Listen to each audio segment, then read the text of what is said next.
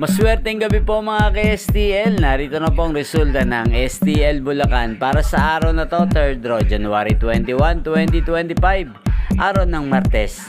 Naway ang mga natayaan nyo pong mga numero kanina ay manalo nawa ngayong gabing ito, 8 PM. Kaya kunin nyo na po ang inyong mga tickets. Narito na po ang resulta. Ang mga numerong nanalo sa STL Bulacan ngayong gabing ito, January 21, 2025, 8 PM. Third draw result, 1 at 5 in exact order. Sa lahat po ng tumaya kanina sa STL Bulacan para sa third draw ng 1 at 5, congrats po sa inyo. Panalo po kayo again, 1 at 5.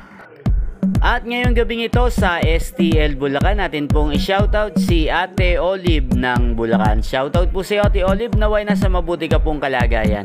At sa lahat po ng mga taga Bulacan dyan, shoutout po sa inyo. Sana mga tinayan yung mga numero kanina ay manalo na sana ngayong gabing ito.